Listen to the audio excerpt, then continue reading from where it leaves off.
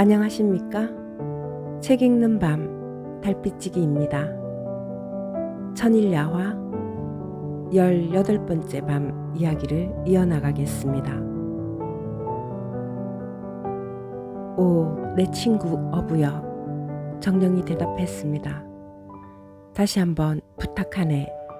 제발 그런 잔인한 짓일랑 하지 말아주게. 복수를 하는 것은 그다지 옳은 행동이 못되네. 반대로 악을 선으로 갚는 것처럼 가상한 일은 없지. 옛날에 임마가 아테카를 다룬 것처럼 나를 다루지 말아주게나.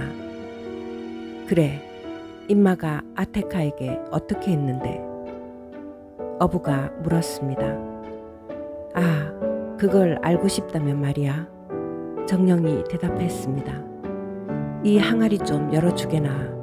이렇게 비좁은 감방에 갇혀 있었어야 어디 얘기해 줄 기분이 들겠나? 여기서 꺼내주면 내 자네가 원하는 대로 다 해줌세. 어림없는 소리. 어부가 코웃음을 치며 말했습니다. 나는 내 놈을 절대 안 풀어줘. 자, 이제 잔소리는 집어치우고 내 놈을 바다 밑바닥에 던져버려야겠다. 잠깐만, 어부. 한마디만 할게. 정령이 다급하게 외쳤습니다. 자네를 절대 해치지 않겠다고 약속할게.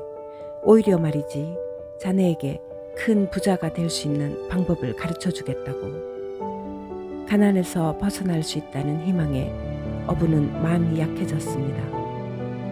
그래? 하지만 네 말을 믿을 어떤 근거가 있어야 네 말을 듣지.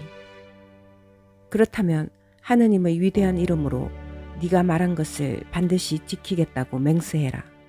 그러면 항아리를 열어주마. 설마 그런 맹세를 어길 정도로 대담한 놈은 아니겠지? 정령은 시키는 대로 했고 이에 어부는 항아리 뚜껑을 열어주었습니다. 그 즉시 항아리에서는 연기가 솟구쳤고 정령은 아까와 같은 방식으로 자신의 모습을 되찾았습니다. 그런데 정령은 항아리에서 빠져나오자마자 대뜸 항아리를 발로 차서 바다속으로 날려버리는 것이었습니다. 이 행동은 어부를 몹시 겁나게 했습니다. 오, 정령이여, 이게 뭐하는 짓이오? 당신 방금 전에 한 맹세를 지키지 않을 생각이오? 의원 두반이 그리스인 왕에게 했듯이 이제 와서 나도 당신에게 나를 살려주시오. 그러면 하느님께서 당신의 수명을 연장시켜 주실 것이오. 라고 말해야 하는 거요. 어부가 그렇게 겁내는 것을 본 정령은 크게 웃고는 이렇게 대답했습니다. 아니야, 어부, 안심하게. 내가 항아리를 바다에 날려버린 것은 자네가 놀라는 모습을 보려고 장난삼아 해본 거라네. 자, 내가 약속을 지키는 걸 보여줄 테니 그물을 집어들고 나를 따라오게. 이렇게 말하면서 정령은 벌써 걷기 시작했고 어부는 반신반의하는 심정으로 그물을 어깨에 걸머쥐고 그의 뒤를 따라갔습니다. 그들은 어떤 도시 앞을 지나친 후 큰 산꼭대기에 올랐고 다시 내려와 드넓은 들판에 이르렀습니다. 이 들판을 따라 한참을 걸어가니 4개의 작은 산 사이에 커다란 연못이 나타났습니다. 연못가에 이르자 정령은 어부에게 말했습니다. 자, 그물을 던져 고기를 잡아보게나. 이번에야말로 물고기를 잡게 되리라는 사실에는 의심의 여지가 없었습니다. 연못 속에는 엄청난 수의 물고기들이 있었으니까요. 그런데 이보다 더 어부를 놀라게 한 것이 있었습니다. 물고기들은 흰색, 붉은색, 파란색, 노란색 등 4가지의 다른 색깔을 띠고 있었던 것입니다. 어부는 그물을 던졌습니다. 그리고 당겨보니 거기에는 각기 다른 색깔의 물고기 4마리가 잡혀 있었습니다. 이처럼 신기한 것은 처음이라 어부는 물고기들을 이리저리 살펴보며 찬탄을 거듭했습니다. 이것들을 팔면 상당한 돈을 받을 수 있을 것이라고 생각하니 그는 기쁨을 금할 수가 없었습니다. 그러자 정령이 말했습니다. 이 물고기들을 가져다가 자네 나라의 술탄에게 보여주게. 그럼 자네는 평생 만져본 돈보다 더 많은 액수의 돈을 받게 될 거야. 자네는 매일 이 연못에와 고기를 잡아도 되네. 다만 한 가지 경고하는데 하루에 한 번 이상 그물을 던져서는 안 되네. 그렇지 않으면 자네에게 불행이 찾아올 거야. 내 말을 그대로 따르기만 한다면 자네는 아주 잘 풀릴 거야. 어부는 정령이 한 말을 그대로 따르리라 결심을 하고 그날은 다시 그물을 던지지 않았습니다. 그리고 그날의 수확에 매우 만족하여 그날 있었던 파란만장한 일들에 대해 많은 것들을 생각하면서 아까 지나쳤던 도성으로 향했습니다. 도성 안에 들어간 그는 물고기들을 바치려고 곧바로 술탄의 궁으로 향했습니다. 어부가 바친 4마리의 물고기를 본 술탄의 놀라움이 어떠했을지 폐하의 상상에 맡기겠습니다. 그는 한 마리씩 차례로 집어들어 주의 깊게 살펴보았습니다. 이렇게 오랫동안 감탄하며 감상한 후에 왕은 대제상에게 말했습니다. 그리스 황제가 내게 보내준 그 솜씨 좋은 여자 요리사에게 이 물고기들을 가져다 주시오. 이것들은 보기 좋은 만큼 맛도 훌륭할 것 같소. 제상은 직접 물고기들을 가져다 요리사에게 맡기며 이렇게 말했습니다. 자, 어떤 사람이 술탄께 바친 물고기 4마리라네. 폐하의 상에 올릴 것이니 잘 요리하게. 이렇게 임무를 수행한 제상은 술탄에게 돌아왔습니다. 술탄은 제상에게 금화 400개를 어부에게 하사하라고 분부했고 그는 이를 충실히 이행했습니다. 평생 그렇게 큰 돈을 만져본 적이 없는 어부로서는 이게 꿈인가 생시인가 하는 심정이었습니다. 집에 돌아와 가족을 위해 돈을 쓰고 비로소 모든 것이 분명한 현실임을 느낄 수 있었습니다. 여자 요리사는 제상에게서 건네받은 물고기를 우선 깨끗이 씻은 후 튀기기 위해 기름을 두른 냄비에 넣고 불 위에 올려놓았습니다. 그리고 한쪽이 충분히 익었다고 생각하고는 반대편으로 뒤집었습니다. 그런데 이게 웬일입니까? 엄청나게 놀라운 일이 일어났습니다. 물고기들을 뒤집자마자 부엌의 벽이 쫙 벌어지더니 거기서 황홀한 미모와 늘씬한 몸매의 기부인이 한 명 걸어 나오는 것이었습니다. 꽃무늬가 수놓인 이집트식 비단 옷을 입은 그녀는 귀고리와 굵은 진주알들로 이어진 목걸이, 루비가 박힌 금 팔찌 등으로 온몸을 치장하고 손에는 도금냥나무로 만든 작은 지팡이를 들고 있었습니다. 이 광경을 본 요리사는 너무도 놀라 눈만 휘둥그레 뜬 채 돌처럼 굳어 있었는데 기부인이 냄비 쪽으로 다가가 막대기 끝으로 물고기 중 한 마리를 탁탁 치면서 이렇게 말하는 것이었습니다. 물고기야, 물고기야, 너의 임무를 잊지 않고 있겠지? 물고기가 아무런 대답이 없자 기부인은 다시 한번 막대기로 치면서 똑같이 말했습니다. 그러자 물고기 4마리가 일제히 머리를 쳐들더니 아주 또렷한 목소리로 이렇게 대답하는 것이었습니다. 그럼요, 그럼요. 부인께서 계산하면 우리도 계산하겠습니다. 부인께서 부인의 빚을 갚으면 우리도 우리의 빚을 갚겠습니다. 부인께서 도망가면 우리는 이기는 것이고 기쁠 것입니다. 물고기들이 이 말을 마치자마자 기부인은 냄비를 엎어버리더니 벽에 난 틈으로 다시 들어가 버렸고 벽은 문처럼 스르르 닫혀 이전의 상태로 되돌아갔습니다. 이 놀라운 광경 앞에서 급에 질려있던 요리사는 가까스로 정신을 차리고 인걸불 위에 떨어져 버린 물고기들을 집으로 불이 나게 달려갔습니다. 하지만 이미 그것들은 수처럼 새까맣게 타버려서 도저히 술탄의 상에 올릴 수 없었습니다. 요리사의 비통함이란 말할 수 없었습니다. 아, 난 이제 어떻게 되는 거야. 내가 이렇게 본 것을 술탄께 말씀드려봤자 조금도 믿지 않으실 게 뻔하잖아. 이제 끔찍한 불벼락이 내게 떨어질 거야. 그녀가 이렇게 괴로워하고 있는데 대제상이 들어와 물고기 요리 준비가 어떻게 되었냐고 물었습니다. 그녀는 지금까지 일어난 일들을 모두 이야기했고 당연히 재상은 크게 놀랐습니다. 하지만 술탄에게는 이 사실을 솔직히 고하지 않고 핑계를 대어 그날은 적당히 넘어갔습니다. 대제상은 즉시 어부를 불러와 이렇게 말했습니다.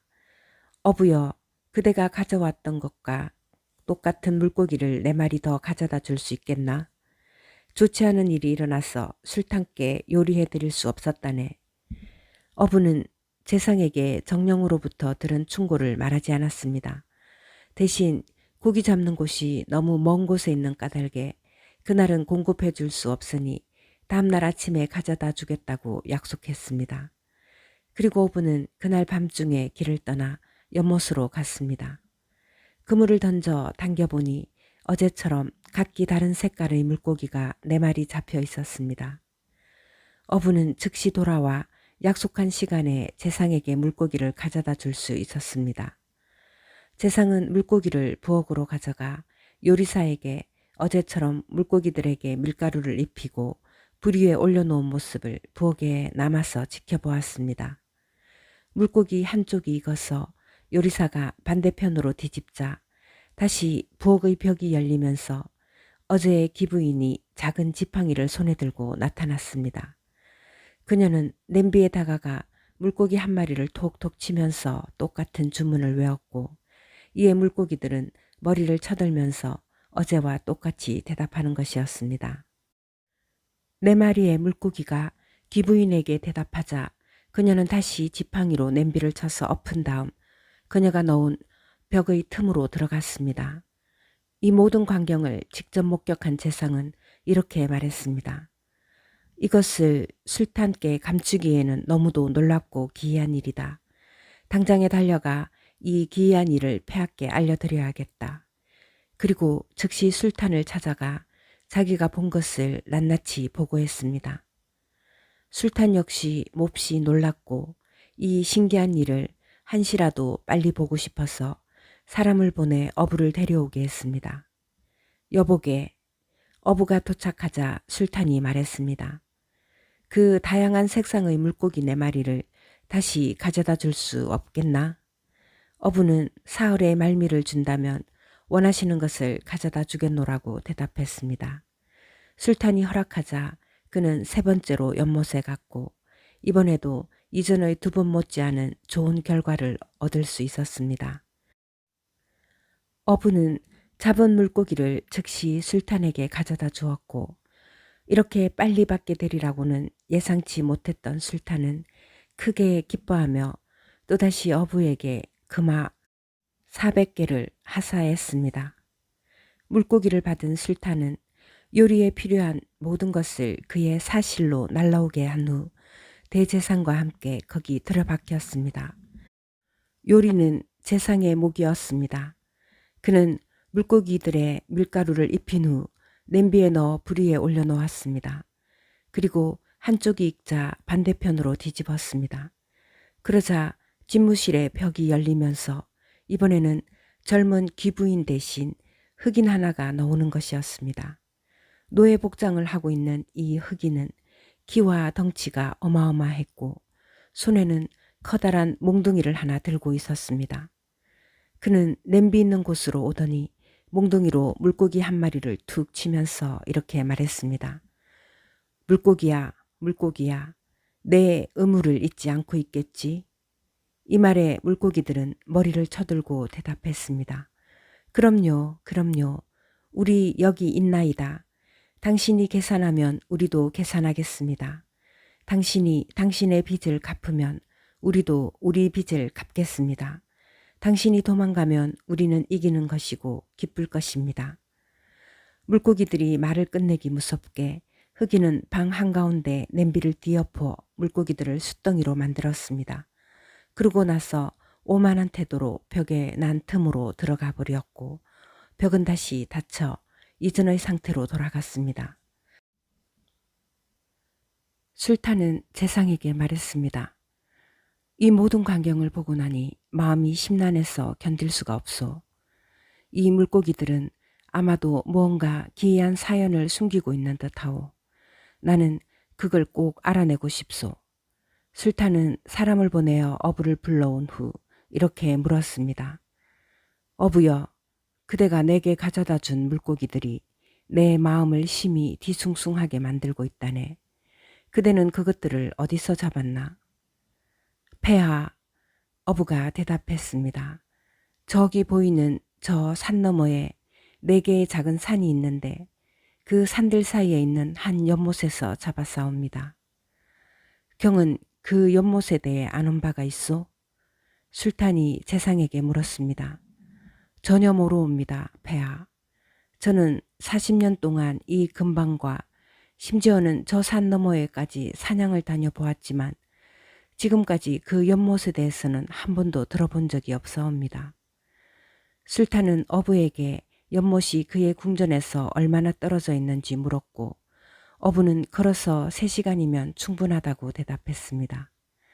아직도 낮 시간이 한참 남아 있었으므로 술탄은 신하들에게 모두 말에 오르라고 명하여 어부를 안내자 삼아 길을 떠났습니다. 그들은 모두 산에 올랐습니다. 그리고 정상을 넘어 내려오면서 깜짝 놀라지 않을 수 없었습니다. 산 아래에는 지금껏 아무도 알지 못했던 드넓은 평야가 펼쳐져 있었기 때문입니다.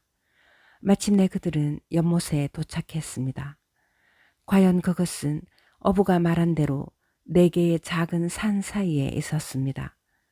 연못은 너무도 투명해서 그 속에서 노니는 물고기들이 모두 어부가 궁에 가져온 것들과 비슷하다는 것을 알 수 있었습니다. 술탄은 연못가에 멈춰 섰습니다. 그리고 잠시 동안 감탄스러운 눈으로 물고기들을 들여다본 후에 동행한 왕족들이며 신하들에게 도성에서 그리 멀지도 않은 이곳에 이런 연못이 있다는 사실을 어떻게 지금까지 아무도 모를 수 있었냐고 물었습니다. 사람들은 이 연못에 대해서는 들어본 적도 없노라고 대답했습니다. 그러자 술탄이 말했습니다. 기공들 모두 다 이 연못에 대해 한 번도 들어보지 못했다고 하시고 나 역시 이 새로운 사실에 여러분 못지않게 놀라고 있소. 그리하여 나는 한 가지 결심을 했소. 즉, 왜 여기에 이 연못이 있으며 또 왜 이 속에 4가지 색깔의 물고기들만 있는지 그 이유를 알 때까지 궁에 들어가지 않을 참이요. 이렇게 말한 술탄은 그 장소에서 수경할 것을 명했고 연못가에는 즉시 왕의 막사와 다른 천막들이 세워졌습니다. 밤이 되려 하자 술탄은 자신의 막사로 대제상을 불러 말했습니다. 제상, 내 마음이 이상하게도 심란하오. 누군가 이 장소에다 옮겨놓은 연못, 궁에서 우리 눈앞에 나타났던 금둥이, 말하는 물고기들, 이 모든 것들이 너무도 내 호기심을 자극하기에 어서 빨리 이 궁금증을 풀고 싶어 견딜 수가 없소. 이를 위해 내게 떠오른 한 가지 계획이 있는데 나는 혼자 이 캠프에서 빠져나갈 참이요. 경은 내가 없다는 사실을 숨기시오. 내 막사에 남아있다가 내일 아침 왕족들과 신하들이 입구에 모여들면 내가 몸이 약간 불편하여 혼자 있고 싶어 한다고 전하시오. 그 이후의 날들도 내가 돌아올 때까지 계속 같은 식으로 해주시오. 대제상은 술탄의 마음을 돌리려고 여러 가지 말들을 해보았습니다. 술탄께서 위험에 빠질 수도 있으며 그 모든 계획이 헛고생이 될 수 있다고 설명했습니다. 하지만 술탄은 그 어떤 말에도 결심을 꺾지 않고 떠날 채비를 했습니다. 그는 걷기에 적합한 편한 옷을 입고 허리에는 검을 찼습니다. 그리고 모두가 잠들어 캠프가 조용해지자 아무도 동반하지 않고 혼자서 떠났습니다. 그의 발걸음은 4개의 작은 산 중 하나로 향했습니다. 산을 오르는 것은 별로 어렵지 않았고 내려가는 길은 한층 더 쉬웠습니다. 산 아래 들판이 나오자 해가 뜰 때까지 계속 걸었습니다. 그러자 저 멀리에 커다란 건물 하나가 나타났고 술탄은 거기에 가면 자신이 원하는 것을 알게 되리라고 생각하며 크게 기뻐했습니다. 가까이 가보니 그것은 웅장한 궁전이었습니다. 아니, 반들거리는 검은 대리석으로 지어지고 그 위에는 마치 거울처럼 매끄러운 강철이 덮여있는 모습이 궁전이라기보다는 오히려 견고한 요새에 가까웠습니다. 술탄은 길을 떠난 지 얼마 되지도 않았는데 이렇게 흥미로운 것을 만나게 되자 너무도 기뻐하며 성 앞에 걸음을 멈추고 주의 깊게 살펴보았습니다. 그러고 나서 술탄은 성문 앞으로 갔습니다. 그게에는 문이 두 짝이 달려 있었는데 그중 하나는 열려 있었습니다. 그냥 들어갈 수도 있었지만 그래도 문을 두드려야 할 것이라고 술탄은 생각했습니다. 그래서 살짝 한번 문을 두드린 다음 잠시 기다렸습니다. 아무도 나오지 않자 이번에는 좀 더 세게 두드려 보았습니다. 이번에도 아무도 보이지 않자 다시 세차게 두드려 댔습니다. 그러나 역시 아무도 나타나지 않았습니다.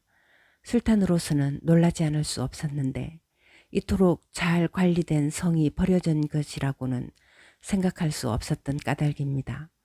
술탄은 생각했습니다. 이 안에 아무도 없다면 더 이상 두려워할 필요가 없겠지. 설사 누군가가 있다 하더라도 내겐 무기가 있으니 걱정할 필요 없어. 결국 술탄은 안으로 들어갔고 여기 아무도 없소? 나는 지나가다가 몸 좀 식히려고 들른 나그네외다. 하지만 아무 대답도 들리지 않았어. 그는 이 말을 두세 번 반복했습니다. 이 기이한 정적은 술탄을 더욱 놀라게 했습니다. 그는 매우 널찍한 내정을 지나며 누군가 찾을 수 있지 않을까 하여 사방을 살펴보았습니다. 하지만 거기에 살아있는 것이라고는 아무것도 눈에 띄지 않았습니다. 인기척이 없자 술탄은 큰 방들로 들어갔습니다. 그곳의 카펫은 비단으로 만들어져 있었고 단과 자단은 메카산 직물로 덮여 있었으며 문에 드리워진 칸막이 커튼은 금실과 은실이 수놓인 최고급 인도산 직물이었습니다. 이 방들을 통과하고 나니 기막히게 아름다운 홀이 나타났습니다. 홀 중앙에는 큰 수반이 하나 있었고 그 네 기퉁이에는 거대한 황금 사자상이 하나씩 있었습니다. 사자들의 아가리에서는 물이 뿜어져 나오고 있었는데 마치 수천의 다이아몬드와 진주알처럼 수면에 떨어져 내렸습니다. 그리고 이 영롱한 물방울들에 화답하듯 수반 중앙에는 한 줄기 분수가 아라베스크 문양으로 장식된 도명 지붕에 닿을 듯 힘차게 솟구치고 있었습니다. 이 성은 화단, 분수, 작은 숲 등 갖가지 유쾌한 장소가 아름답게 꾸며진 정원으로 삼면이 둘러싸여 있었습니다. 이곳의 아름다움을 완성하고 있는 것은 사방의 공기를 조화로운 노래소리로 가득 채우고 있는 무수한 새들이었습니다. 나무들과 성 위로 커다란 망을 쳐놓았기 때문에 이 새들은 항상 이 정원에 살고 있었습니다. 술탄은 모든 것이 웅장하고 화려하기 이를 데 없는 성의 모습에 연신 감탄하면서 이방 저방을 돌아다녔습니다. 오랫동안 걸어 다니다 보니 다리가 아파진 술탄은 정원이 내려다 보이는 어떤 작은 방에 가서 앉았습니다. 거기서 술탄은 지금까지 본 것들과 지금도 보고 있는 놀라운 것들에 대해 생각하고 있었습니다. 그때였습니다. 갑자기 어디선가 애절한 목소리가 들려오더니 그 슬픈 울음소리가 뒤를 이었습니다. 술탄이 귀를 기울이자 처량한 목소리가 또렷이 들려왔습니다. 오, 운명이여, 나로 하여금 행복한 세월을 오래 누리도록 놔두지 않고 이 세상에서 가장 불행한 인간으로 만든 그대여, 나를 이제 그만 좀 괴롭혀다오. 그리고 이 모든 고통이 끝나게끔 나를 빨리 죽여다오. 아, 이 모든 고통을 겪고도 아직도 이렇게 살아있는 게 가능하단 말인가. 이 가련하기 짝이 없는 하소연을 들은 술탄은 몸을 일으켜 소리가 들려온 쪽으로 갔습니다.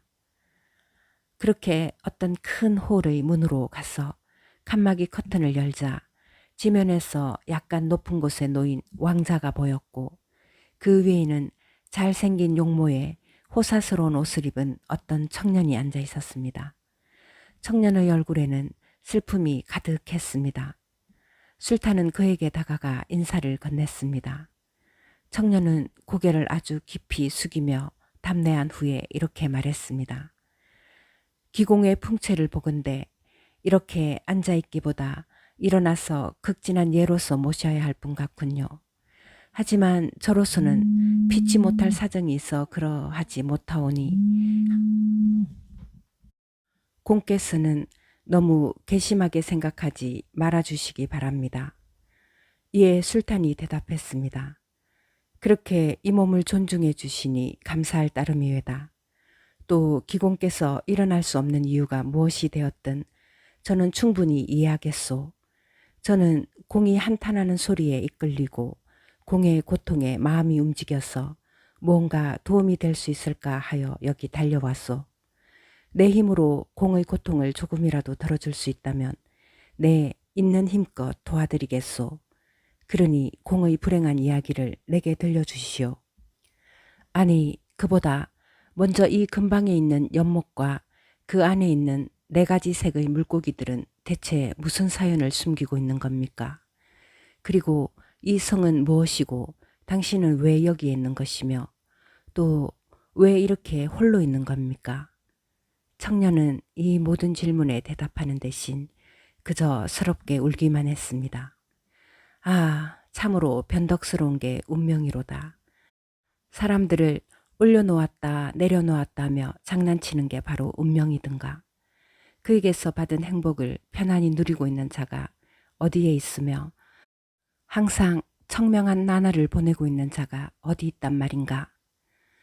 청년의 이런 모습을 본 술탄은 측은함을 견딜 수 없어 이토록 큰 고통의 이유가 대체 무엇인지 말해달라고 더욱 간곡하게 부탁했습니다. 아, 대공, 청년이 대답했습니다. 어찌 내가 괴롭히지 않겠으며 어찌 내 눈에 눈물이 마를 날이 있겠습니까? 바로 이런 꼴을 하고서 말입니다. 이렇게 말하면서 그는 장포를 걷어 올렸습니다.